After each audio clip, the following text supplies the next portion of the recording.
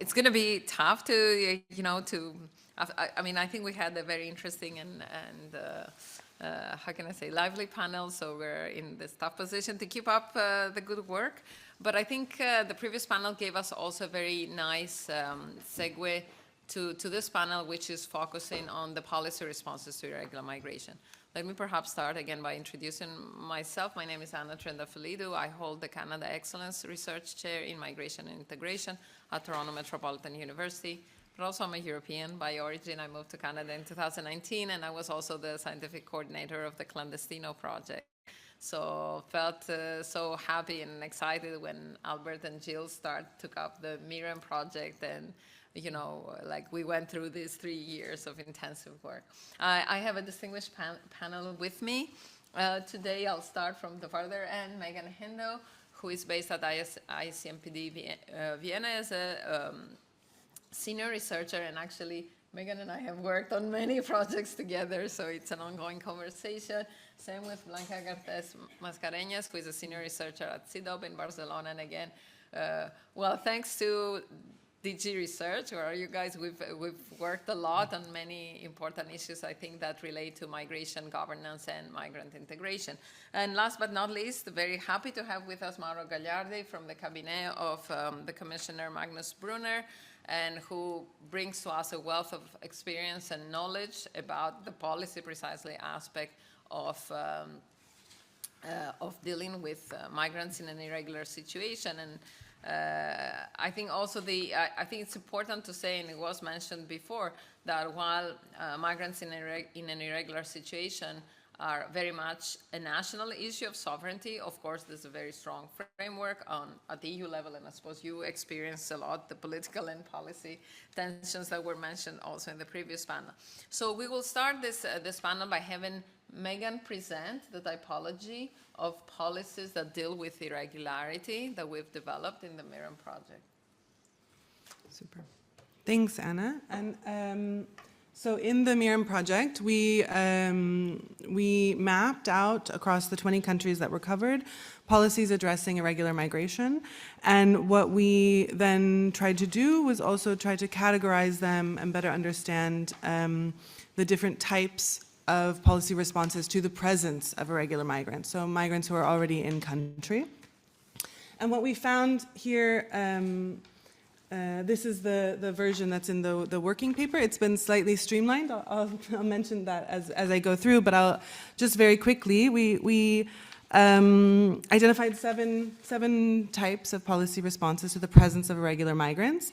And we found, importantly, that states use a range of these policy responses. So it's not, and it's also not necessarily done in a uniform or even a coherent manner, either across countries or within a specific country. Another thing that we found was that also when you have perhaps comparable situations of migrant irregularity in different contexts, you still have different approaches that states would take. So the different policy responses doesn't necessarily perfectly align with the type of the situation. And there is where we tried to bring in the different rationales and the contextual issues that speak to why states might select one policy response over another. Important also is also that they use a range of these, it's here so I don't have to turn around, sorry. They use a range of responses. They would use also different responses for different subgroups or categories of migrants. I think that's also irregular migrants. I think that's also very important to highlight. And the contextual issues that are coming in can relate to economic pressures, experiences of sudden large-scale presence, or state capacity to deal with irregular migrants in the migration systems and processes that they have. Also state agency, also in the context of return, how much they depend on other actors in terms of, for example, return of irregular migrants. What we saw were three main rationales that states apply. So we talk about strategic rationales, situational, so because of a specific situation that might be existing in a country, and mandatory ones related to the legal framework. We categorized the 7 in 3 main groupings. So the first being related to different legal statuses or permits that are issued. And here we differentiated between secure status, which would refer rather to more of the usual residence permits that might be provided under a regularization program or mechanism, from more conditional permits, which might relate, maybe they would be temporary permits that have an additional condition related to, for example, protection or obstacles to return, so related to a suspension of deportation. The differentiation there, while we see that, of course, across even citizenship, we see increasingly discussions or debates about revocation, we see also the discussion across the first 3 that speak to acceptance. But with the conditional status, we see that that's already ingrained in the permit itself. So that the status itself, there's an additional, in the permit, there's an additional condition that is added. For example, the humanitarian situation, a medical status, or the possibility to return. And then the second grouping are toleration related, so where there's no specific permit given, but different kinds of tolerance of the presence without enforcement. And the last is also the what we termed rejection, so different types of exclusionary measures and return that states might apply to the presence of irregular migrants. What we found also, what I would highlight is also that we found movement between the different categories. So where migrants who might have what we might call a more secure status or a usual permit that's provided under a regularization program, they still might fall into irregularity. Or you have examples of those who had conditional status might have access to another type of permit or a regularization program, as we had in, for example, the German context more recently.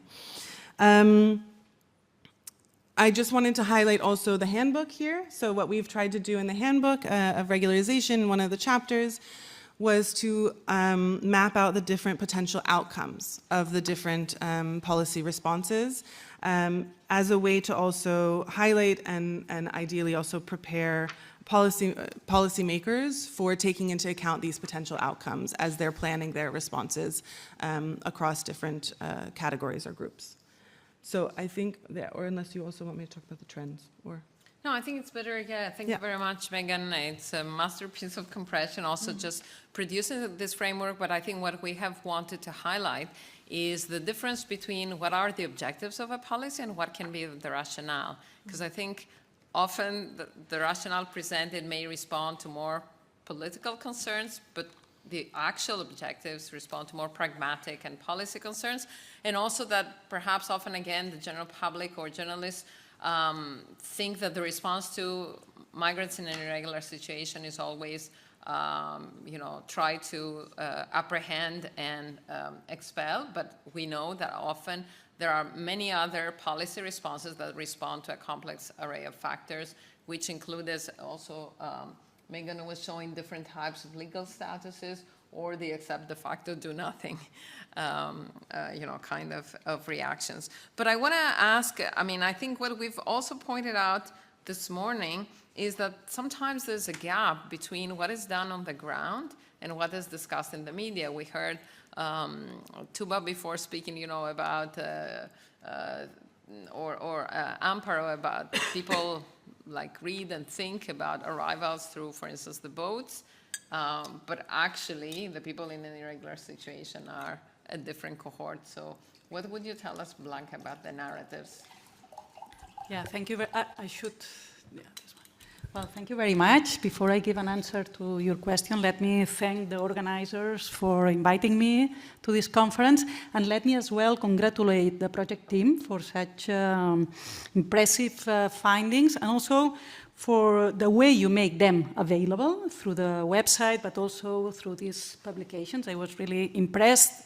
And as said before, I think that this is really fundamental also to bridge the gap between research and policy and research and policy and public opinion as well. So to answer your question, what I would say in line with what has been already said and found in the project, we see an increasing criminalization of irregular migration. But let me make my point a little bit more complex by distinguishing between different arenas, particularly between what we could call the public arena, the political arena, and the policy arena.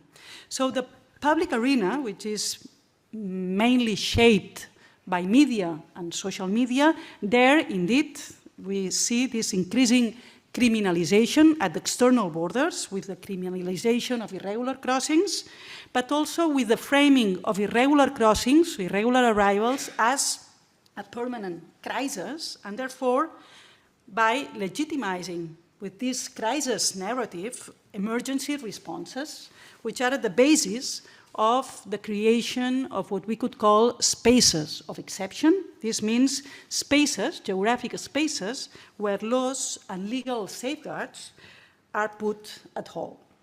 So that's what we see at the external borders, but this increasing criminalization of irregular migration can also be seen internally within the territory by criminalizing irregular stay. We have seen this, for instance, in the Netherlands, with the last measures increasingly criminalizing irregular stay, but also those helping those being irregular in the country, and also making the link between irregular migrants and criminality. But I think that this is also important to say, in this public arena, particularly media and social media, we also see narratives on essential workers who are irregular migrants, and we also see regular coverages about situations of exploitation, and I think that this is important as well. We see regularly news about migrant workers, irregular migrant workers exploited in agriculture or, for instance, in domestic work. So this is also there, and I think that this was put particularly made particularly evident during the pandemic with regard to the so-called essential workers. This for the public arena. For the political arena, which is constituted mainly by political debates, also covered by the media, but also parliamentary discussions, again, we see an increasing criminalization of irregular migration. Let's think, for instance, of the UK case, with the focus on boats, on boat arrivals, with this slogan, "Stop the boats." But again, we also see this emphasis on essential workers which legitimize regularizations, for instance, in the Italian case. And what we see as well, and I think that this is very important, and we found this through our project Bridges, Horizon 2020 project, non-narratives. We tend to focus on narratives, those that exist, but non-narratives are also fundamental. And what we see in some countries is that the irregularity of particular groups in particular places is not an issue. And the best example here is the case of Latin American migrants, as Amparo said before, in Spain. And finally, as for the policy arena, because I was asked to be very brief, what we see is a clear mismatch. And this has to do with what Anna just said about the difference between rationals and objectives. We see a clear mismatch between, on the one hand, very tough narratives on irregular migration linked to particular policies which have very limited results. And here we could put as example return policies, deportation policies. We see as well a clear mismatch between very tough narratives and at the same time policies that are more inclusive than expected, given these very tough narratives. And here, the best example, again, would be Italy, with a very tough discourse on irregular migration, but still with important regularizations going on. And then we see as well, and I come back to this idea of non-narrative, non-narrative, that means no discussions on issues that are key and are related to key policies. And the best example here would be the whole permanent regularization mechanism in Spain, which is key, which is our key migration policy to regulate not just irregular migration, but migration as a whole, and there is no discussion about it. Thank you. Well, thank you very much, Blanca, and yeah, I'm also reminded of your, like several years ago, also your whole work about deservingness, yeah, and even, you know, deservingness and how can I say, responsibility of a person in being in irregular situations. Some people are seen as not a fault of their own, and others being seen as guilty. But I also want to say, just not to highlight always the Southern European countries, Germany is another case where there is such a strong and such a hostile discourse against asylum seekers at this moment and in favor of tight migration controls. And at the same time, the German government in the last couple of years has launched so many what I might call boutique programs for both, for instance, regular people who have an apprenticeship can regularize the situation. People who are studying can regularize the situation. People who have faced severe hardship in Germany can regularize their situation. So many programs also for regulating labor migration, and then one is thinking, okay, where is the balance? But I want to turn to you, Mauro, and ask, yes, indeed, it's not just Britain, it's not just Italy. Unfortunately, we see a general hardening of the discourses in terms of hostile environment, expulsions, even the word deportation, so executing the expulsions. First of all, why do you think is that? Because you have also the political and policy overview, but also, okay, if migrants, and we know in the recent weeks and months, there's been this big emphasis on returns. Numbers have a life of their own. Now that we have this number that 20% of people who should be returned are being returned. How can we raise this? Even Ursula von der Leyen mentioned that in her State of the Union. We need to raise this 20%. But then what are the options if people are not returning? So 2 questions. Thank you, Anna. Thank you to the organizers for a very interesting panel. Also this morning was very, very interesting to hear about the collection of statistics and how we can improve that and know better the situation. And thanks to the previous speakers for these typologies that have been presented from different perspectives, which actually, in my opinion, show very clearly that migration policy is actually very diverse, and is a bit difficult, if not impossible, to put all of one very large policy into one single case. So, and definition. So the diversification of the policy responses in member states, but also within a member state in the different spectrum of the policy is very important to always keep in mind in order to assess and determine how policies are being implemented, designed, and put in place. So when it comes to this element of narrative, to me, taking this into account is very important, also because at the European level, we have been trying to be comprehensive in the way in which we try to tackle the migration and asylum policy or policies. But we rather prefer one policy that is comprehensive and encompassing, which is the very logic behind the Pact on Migration and Asylum. Therefore, it is important to keep that in mind, and to keep in mind also that this perceived shift in narrative actually reflects something that has been going on already in the last years in order to make our system resilient. I don't think, and I think yesterday the President in her State of the Union speech was very clear, if there is any hostility, it's in relation to smugglers. It is not in relation to the people who are coming to the EU. And this, I think, is a very strong point to stress. And this is also something that Commissioner Brunner has repeatedly defending also in public debates at the European Parliament in relation to the respect of fundamental rights and these perceived shifts towards more coercive measure, and even more importantly, the reduction of human rights safeguards. Fundamental rights and protecting and promoting fundamental rights for for any person who is on the EU territory is non-negotiable and a priority for the European Commission and the European Union.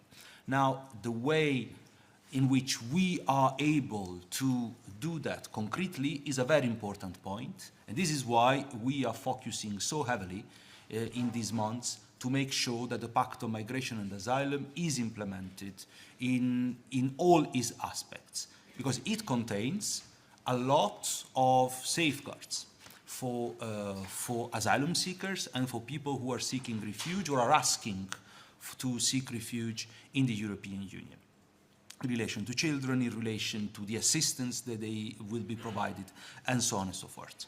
And this is the element of fairness that we have always tried to promote, both in the Pact on Migration and Asylum, but also in the return regulation that we presented earlier this year. This element of fairness, giving tools also to the people who feel or perceive or consider that their rights are at stake and have not been respected, to actually be able to present that before a judge, a court, or whoever is responsible for that. But many other procedural rights as well.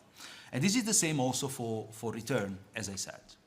But there is also the element of fairness, of firmness. So there is an element of fairness, and we are very much attached to it. And there is the element of firmness that we are also very attached to, politically speaking. And again, I think the speech of yesterday resumed very well what we believe is the general feeling in the population. And the President said that there is a growing sense of frustration stemming from the impression that our rules are being ignored. So what we are, as European Commission, trying to do with our proposals and activities is to make sure that, to improve the situation that we have and try to have a situation in which migrants, irregular migrants, asylum seekers, doesn't really matter, like any other citizens of the European Union, abides to the rules that are set for that. Because there is this growing perception of mismatch also in that aspect. Maybe to conclude, I would not say that, I would not agree actually with the narrative of having an increasing hostile environment, or building an hostile environment, at least when it comes to the European Union. Hostility and firmness are not the same concepts.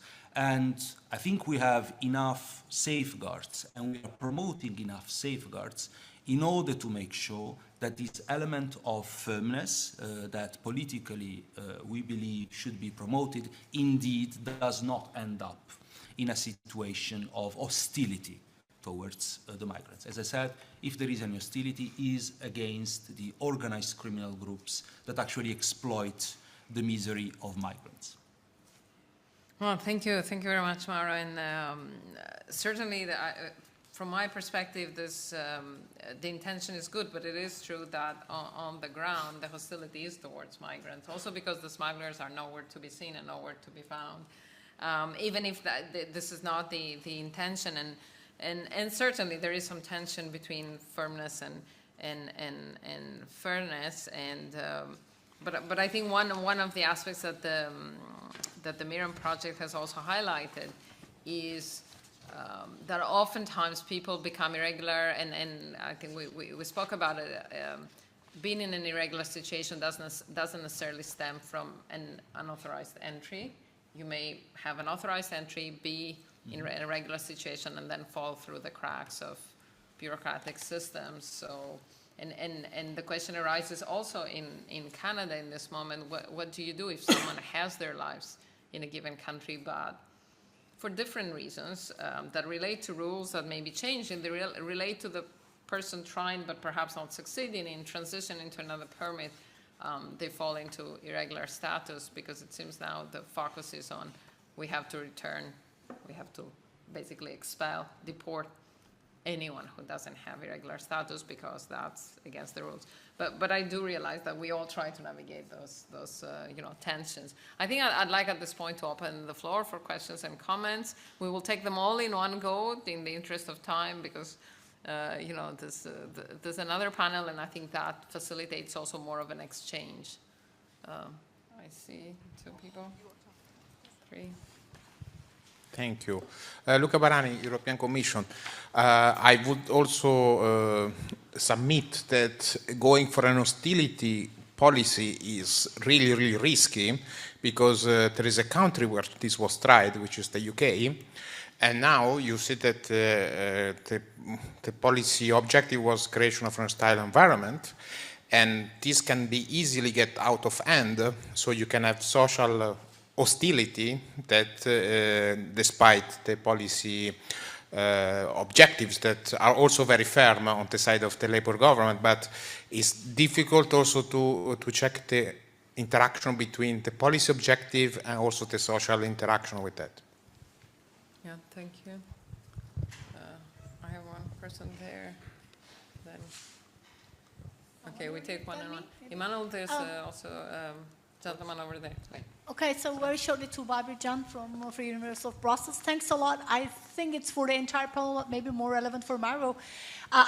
My question is about reversing the nexus. Like, what is the response of irregular migration to policies? Because the impact of policies at the Commission and Parliament level usually measured by the decrease, in the numbers of arrivals or anything. So, but we do see that, like after Italy-EU deal, it changed the path and the routes, but not really the migration itself. So how do you consider that the irregular migration and the people, more importantly, responds to the policy changes? Thanks. Thank you, Tuba.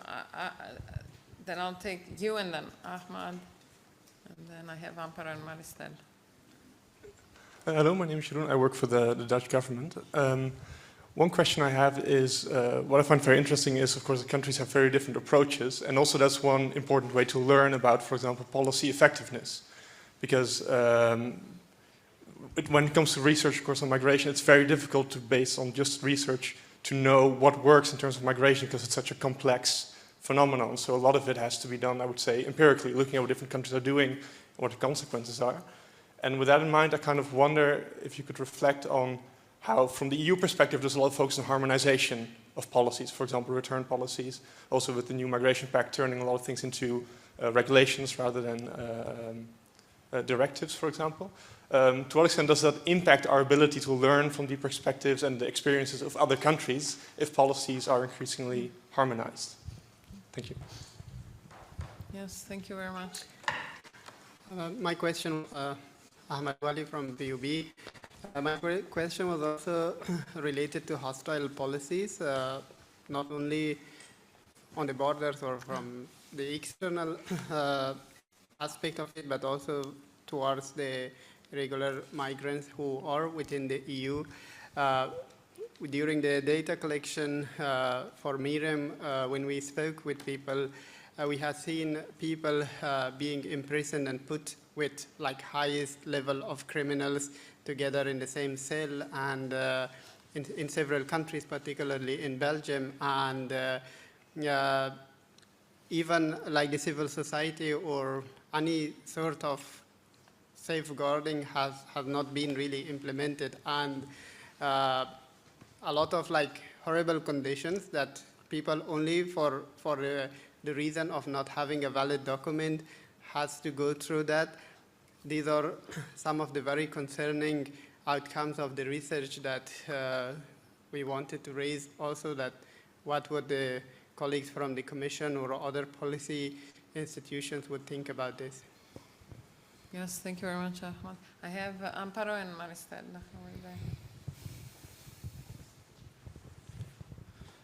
Thank you. Hello, European Parliament. I wanted to ask you, especially to Mr. Gagliardi, you mentioned before about the speech that von der Leyen gave yesterday in Strasbourg, and also the fact that, of course, the policy of the European Union is provide to the member states a comprehensive framework through the new Pact on Migration and Asylum, And the final goal, of course, of the European Union is not to criminalize migration or irregular migration, but to find a solution. I wanted to ask you, what is your opinion or your take in general about the recast or revision of the facilitation directive? And in particular, don't you think that maybe the provisions in the directive are a bit vague in the formulation? There could be a risk of widespread criminalization of migrants. They could affect the single migrant, in particular the migrants that are only there for steering the boat but are not actually smugglers. And a last comment about I remember that the Libe Committee asked for several times about an impact assessment regarding this facilitation directive, and it has been never provided by the Commission, but they had to ask a substitute impact assessment that was provided them by Professor Moreno Lax. Thank you. Thank you very much. Alessandro Ermini. I have, sorry, Amparo, Maristella, they have been waiting. Can I take one? Okay, thank you. It's Maristella Cacciapaglia from University of Milan. I also have a question for Mr. Gagliardi. Maybe a provocative question. I mean, what if rules are respected, for example, for people like in Italy trying to enter but even remain through quota mechanism? So this is not an irregular entry in is focused, but then they are caught in bureaucratic limbos for years, so they are not neither regular or irregular, and this is not for migrant choice, but actually they want to get regularized, and this is not or regular. And this is not only something from Italy, but for the MirreM project on regularization, that part we've been seeing that this institutional temporality and this consequences is really also present in other countries. So thank you. Thank you. Amparo. Yeah, he's been waiting there for. Thank you very much. Just a very quick question, not only for the Commission, but also for the other two speakers, to the extent that you think. I think it's pretty clear that the success of the pact and the new approach that it implies for migration management for the EU as a whole depends very much on the higher effectiveness of return policies. So to what extent do you think that there have been some progress, and which kind of movements are different countries making in order to reach that point in the context of the implementation? And second, one comment regarding also to the sentence of the discourse yesterday that you were mentioning, even it is absolutely true, we shouldn't be blind or deaf to the increasing concerns of the European population and the possibility or the feeling that some people are not abiding to the European rules. It's also true that we should keep in mind, probably in order to provide also to the population a balanced view on these topics, that in many cases are our rules that produce irregularity even after many years of legal residence in our countries and successful integration into the labor market and so on.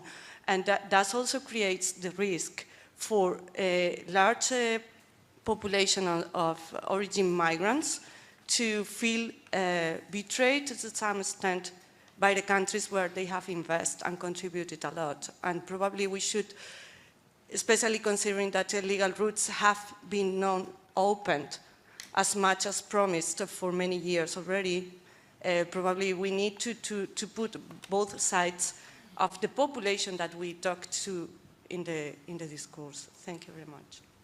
Thank you. I'll take one more, the lady in the middle here, and then I'll give the panelists the opportunity to answer. Emmanuel, who is our master of ceremony, says we probably can take another round, so please. Thank you very much, and I'll be brief. My question is mostly to yourself. Julia Bruski from Danish Refugee Council and Mixed Migration Center. My question is for ICMPD regarding the topology and the distinction of the different policy options. And I wanted to ask whether these different options that were categorized, we're also including legal and safe pathway on top of the regularization options and the aspects that government can take once people are already there, whether they have entered regularly or irregularly. That is because, and this is also to mention what was said about smuggling, the best way to counter irregular entry is providing safe and legal pathways, whether that's for on the asylum aspect and international protection, or whether giving more labor migration opportunities that are safe and accessible to more people. So my question was mostly related to that. Thank you very much. Thank you very much. Thank you all for very important and actually provocative questions and comments. I just want to, use my prerogative as a chair, first of all, to say that I don't think we should hold Mr. Gagliardi personally responsible for all the contradictions of the EU policies, although certainly he can give us some very useful and important answers.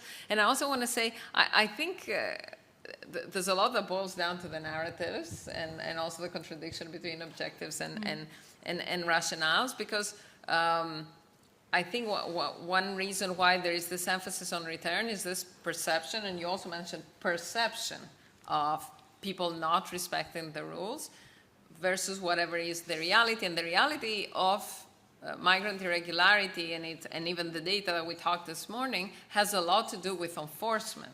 Where do we put the finger in terms of, for instance, are we looking at the boats more? Are we looking at people working at homes as care workers, or working in senior care homes, or in other such facilities, people who are working in agriculture? But then, no, we're not looking into those. And I think Maurizio Ambrosini from the University of Milan has talked about it in 2013 in his book about, some that are visible and some that are non-visible. And also, even when we think about migrants in an irregular situation, their employers, it's very different if your employer is, I don't know, and for instance, a farmer, a farm owner. It's a family where you work because you look after the very old grandparent or the very young kid, and it's different if it's another type of firm. So there are all these different situations. But I'd like to ask you can select, you don't need to answer all the questions. So maybe I start again from Maegan and we come this way. Sure, thanks. Thanks for the question. I'll respond to that and also just highlight 1 or 2 points that I didn't manage to squeeze in the first intervention. So I think what's important is to highlight that the typology is about categorizing policies addressing the presence of irregular migrants. So those who are already on the territory. I think it's a very important point that you're highlighting about part of that is also addressing some of the drivers in terms of lack of legal pathways that might lead to the presence of irregular migrants. But what's there at in terms of what we categorize were those how states respond to those already present. I think related to that is also what I wanted to highlight in terms of trends, which I didn't get to speak to before, because I think also the conversation now here really also is focusing on perhaps irregular entry and some of the policy approaches to address irregular entry, which isn't part of our typology. But what I wanted to highlight was also the trends that we saw in terms of the increased use of conditional statuses. So of conditional permits. So these, for example, might be humanitarian permits provided to Belarusians in Poland in 2020, or Venezuelans in Spain as of 2019. And I think also speaking to the points made in the audience about policy effectiveness, this is where the policy rationales come in, because you're measuring it against what? What is the objective? Is the objective a geopolitical one? Is it addressing the labor market issue? Is it a humanitarian one? And there we also saw recent trends, and I think it's important that Blanca also highlighted some of the responses in the context of the pandemic, where we saw more inclusive policies taken for societal welfare, yeah? So inclusion in health and housing policies, in terms of access to vaccinations. Also, a few regularizations also emerged out of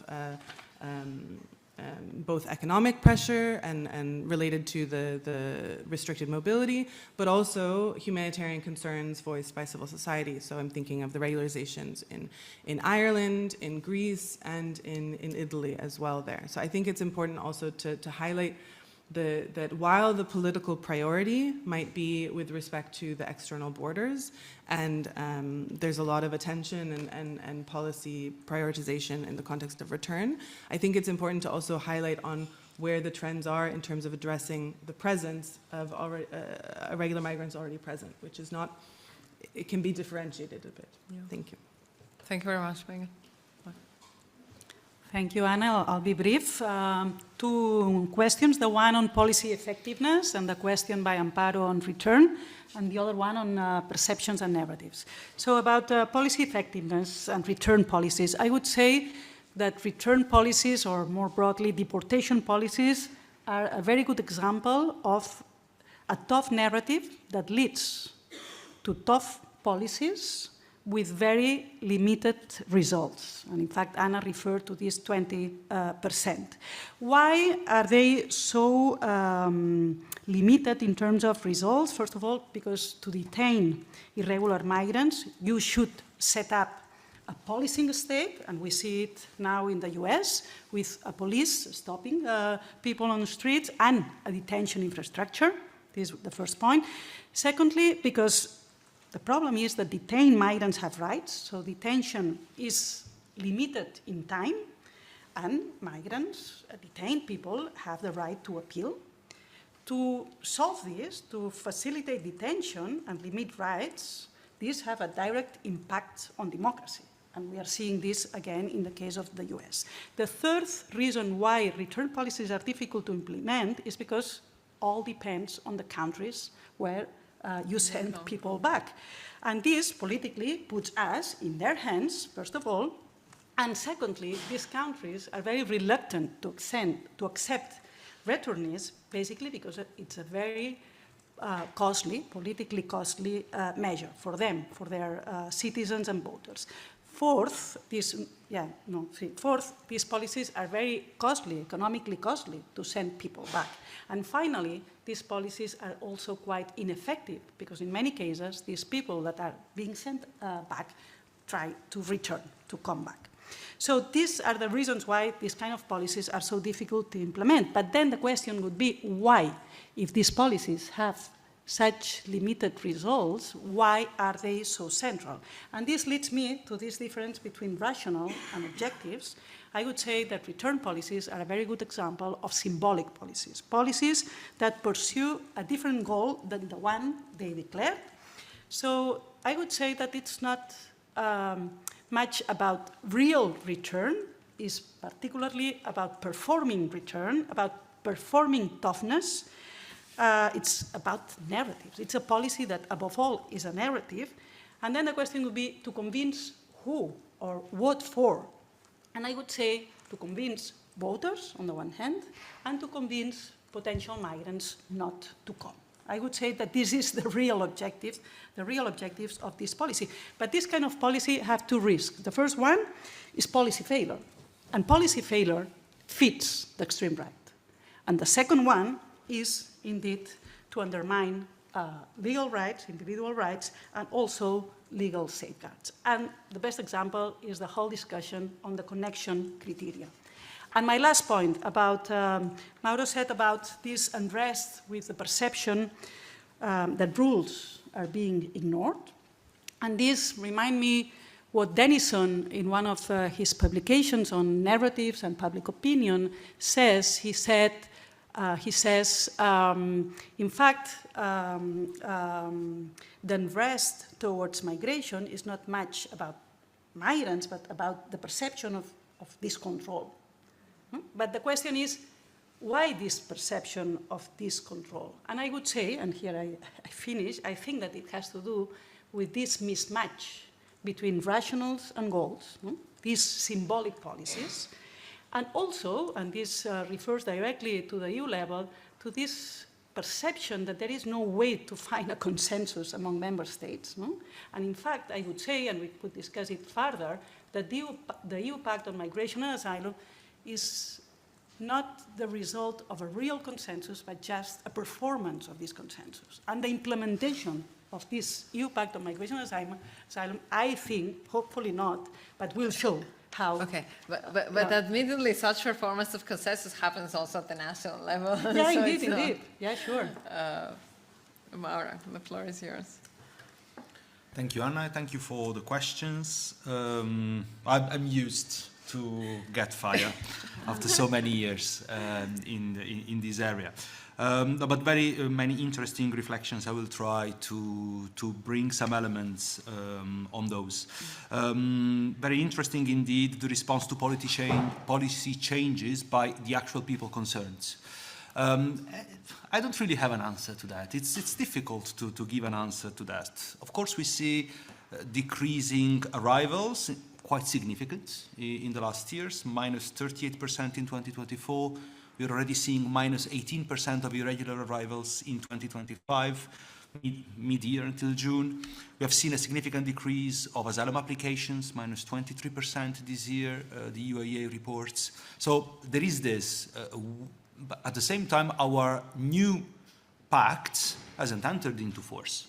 Of course, there has been hype around it, but honestly now it's not that member states or communication experts are waving the pact to say now if the rules are going to change, it's going to become more difficult. So I'm not sure, but honestly I don't know, this is the real answer, whether this has an impact on the choices of the individuals that are concerned. Of course, there has been cooperation with partner countries around Europe that has also contributed to decreasing the irregular arrivals to the EU.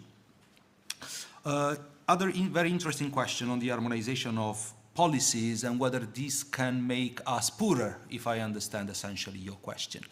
I see the point, but at the same time I think it's more theoretical than practical. Why? Because in fact, even if we have regulations that harmonize to a larger extent than directives, the different steps of the asylum and migration process, at the same time, they don't disregard the national differences. And honestly, in the process of implementing or supporting member states in preparing the full implementation of the pact for June 2026, we do see these differences, which may be linked to the constitutional setup of a state, is a federal, central, whatever other form of state, whether of course, for certain member states, there is, I don't know, priorities on reception. For other member states, there is more priority on protection of certain categories or of the external border or other things. So there are differences, and there is still the possibility to learn from each other in a quite significant way. Just one quick word on legal pathways that has been mentioned in 2-3 occasions. I do see the point. I mean, I think that the Commission does see the point on promoting legal pathways. And there are projects that are advancing, knowing also all the limitations that at the EU level we face. You know well that member states are actually responsible for setting quotas for workers coming to the EU, and this is something set in the treaties. Nonetheless, we do take, as Commission, our role to try to support member states in promoting legal pathways to the EU. And the talent pool is one of such examples. We are really hoping to have the negotiation on these tools that will facilitate international recruitment to be concluded soon. It is in trilogues currently between the Parliament and the Council, so I will not enter into details of that for obvious reasons. But this is one of the tools. And we also have the talent partnerships, and a lot of work is gonna to take place also with other new partners, and we are looking at countries like India, as it has already been announced in the past by the Commission. When it comes to the, maybe I touch a moment on this bureaucratic limbo risk. For people who have been in a member state with a legal status or not, and they may be in a situation in which it is difficult to find a final solution, a durable solution for them. We are aware of those situations. At the same time, we cannot, as Commission, take responsibility for, actually in this case, this is more a competence of the Member State. Because while we, as European Commission, regulated the procedures for return, deciding whether someone has a right to stay or not in the territory of a Member State is a Member State responsibility. And this is something that it is important to keep in mind. In this context, we are also supporting, as part of the Pact implementation, Member States, operationally and financially, to find solutions in general to the situation that are in the European Union, and we are focusing on the specific difficulties of categories, rather, that face challenging situation in the Member States. And this may be one of those in certain Member States. Maybe to, since I'm saying 2 words about the Pact, we in June presented a state of play of the implementation. It was mid-June, a communication touching base on that. We will touch base again in October, most likely. And generally speaking, of course, we don't enter Member State by Member State. It's an encyclopedic work to do that. Generally speaking, the work is advancing well, but we do acknowledge that there are still challenges to be ready by June 2026. At the same time, it was in June 2025, midway through the process of implementation, so there is still work that we are doing, and I see colleagues who are in the room who are very much working closely with the Member States to ensure that. And maybe the last word is on the question concerning the revision of the Facilitation Directive. As I said also for the talent pool, on this file there are negotiations ongoing, there are trilogues ongoing between the Parliament and the Council, so I think I cannot enter into the details of all of that, because these points that were raised are the very core of the negotiation, and I don't want to say anything that may influence that.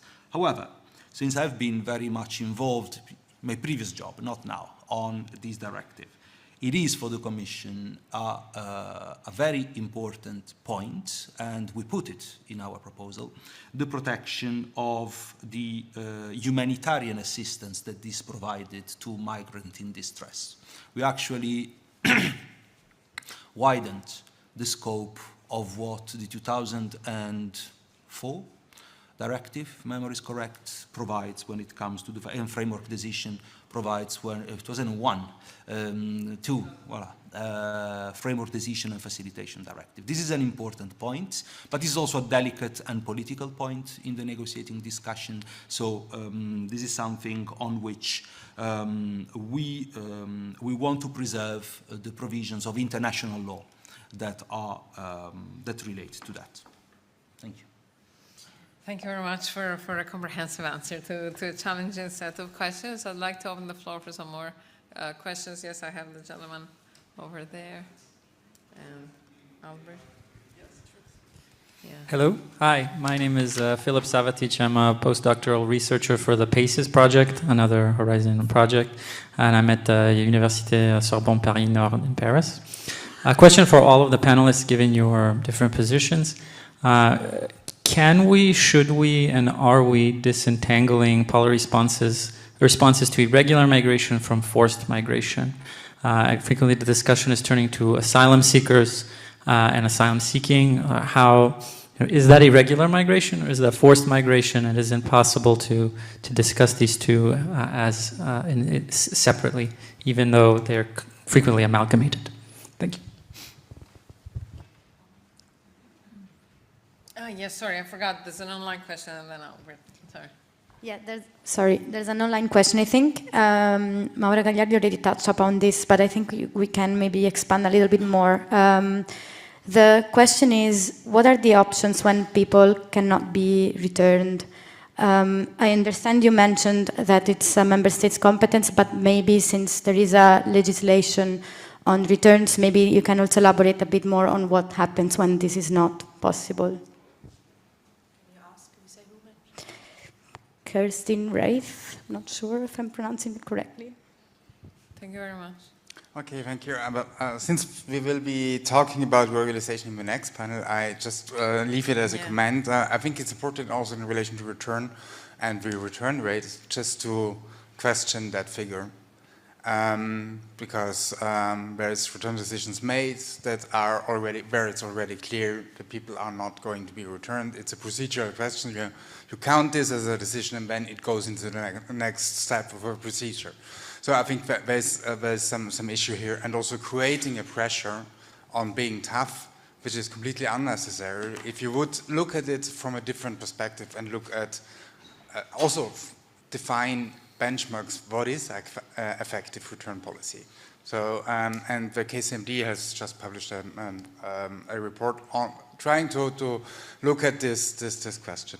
The other thing that I wanted to address to Blanca, actually about your previous intervention on non-narratives, there's a certain tension between, well, actually, it raises question about democracy and participation. So, what kind of, do you always need a debate that encompasses the whole population, or is it more useful also to find sectoral kind of pragmatic responses that may not require, where it's useful actually that there is no discussion about it, because otherwise you cannot find a practical solution.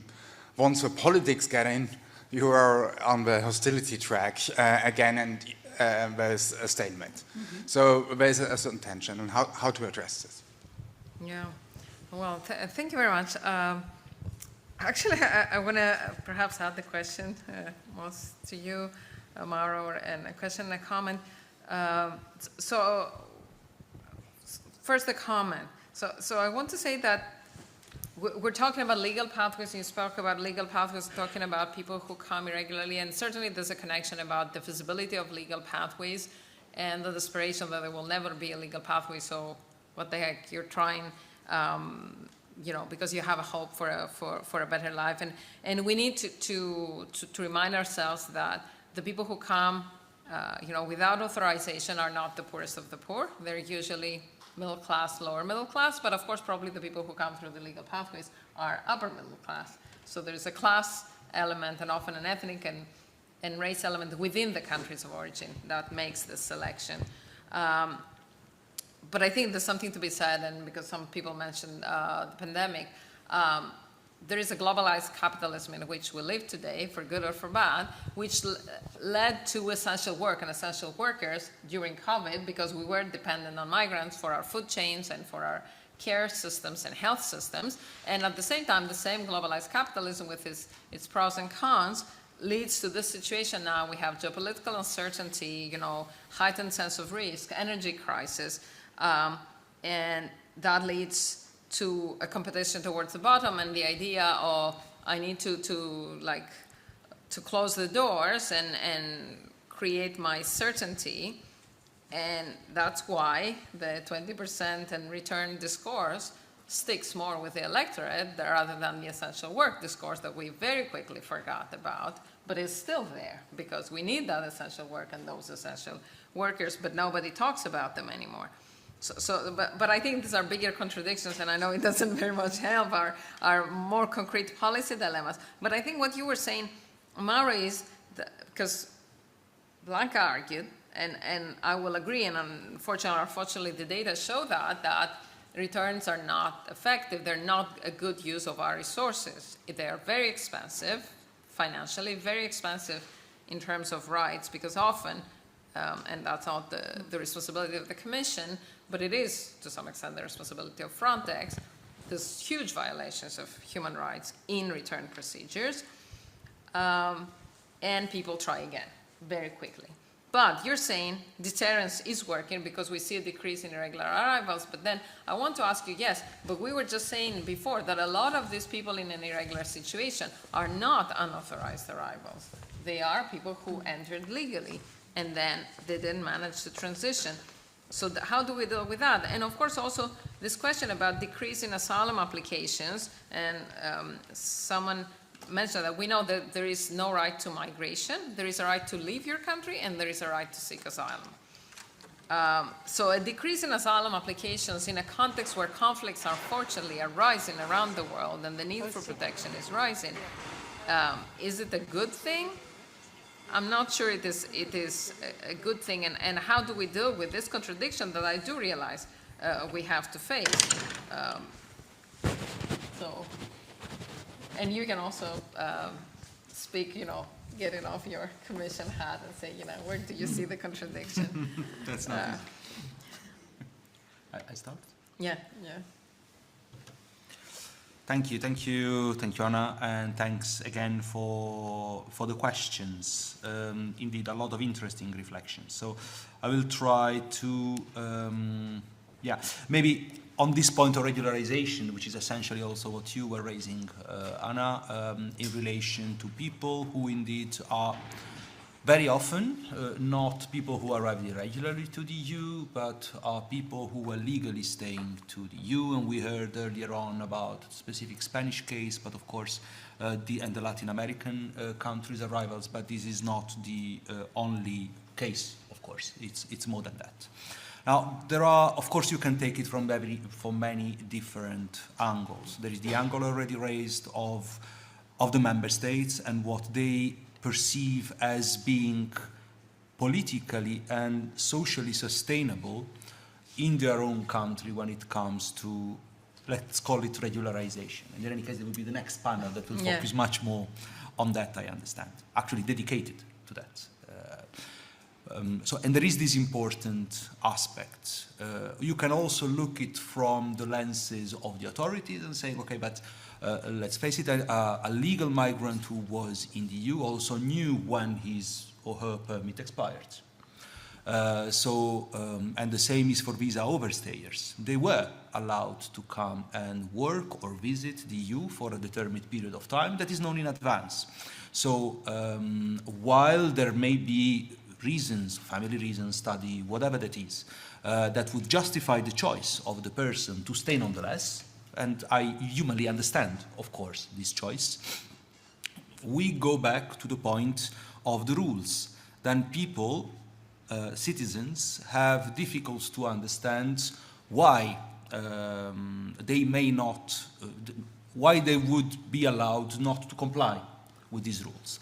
And it is a concern to which politicians and politics and policies need to give an answer to. And then I would maybe bring a third dimension, which is the more, let's say, European one, EU-wide one, which is an element that from time to time emerges as a concern, because regularization processes that are not coordinated among member states, and usually, to the best of my knowledge, they are not, may create tensions within the European Union where we have an area without internal border crossings. And we are free, hopefully, we will continue to be free to go around the Schengen area in this way. So I know the discussion on the pull factors, there are a lot of controversies around that, but it cannot be ignored.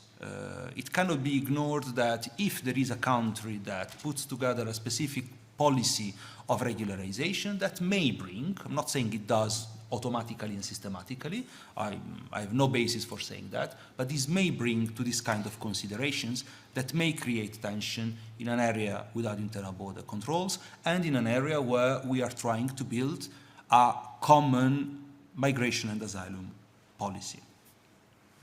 Maybe, so I hope this responds to your question, also the question, or consideration for reflection rather than response. What else? Another point that I wanted to raise, because maybe I should have raised it earlier. Of course, there is this narrative and there is this perception in relation to irregular migration and so on and so forth. But at times, it is a bit oversimplified in the way in which the society reacts to migration phenomena. And unfortunately, due to the war of aggression against Ukraine,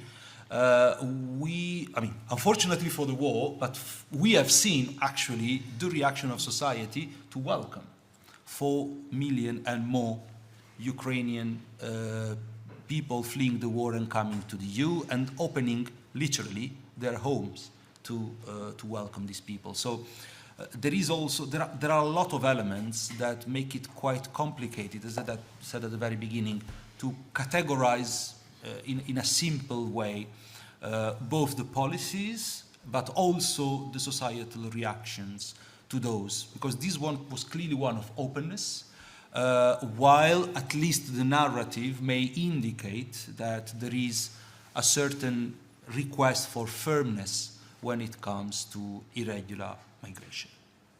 Thanks. Thank you very much, Mauro. I think I don't want to open another can of worms here, because I think when we think about exactly the wonderful reaction towards the Ukrainians fleeing the war and the one-stop shops that were made possible and very efficient in most countries, then we think, why didn't we do that for the Syrians? Is it a coincidence that Ukrainians are white and Christian and many other asylum-seeking groups are not? And I'll say this contradiction we've had also in Canada. The Canada for Ukraine program was the only program that Canada has ever implemented that had no numerical cap. And I'm talking about a country, Canada, that invited Syrians, that made a consistent effort. People from Immigration Canada were sent to Lebanon to set up units to process Syrian refugees effectively. I'm talking about a country where a government nearly lost the election because they failed the Afghani people. And still, we have this uneven, and we have to come to terms with that. And I know, I mean, there are many views, but we need to also name it. If we could make it for the Ukrainians, why can't we make it for other groups? But maybe a very short concluding statement from Blanca and Maegan. Yeah, very short. Just to respond to Albert's question on democracy and whether we should always have a debate, I would say that democracy is about reaching consensuses, and this means having debates.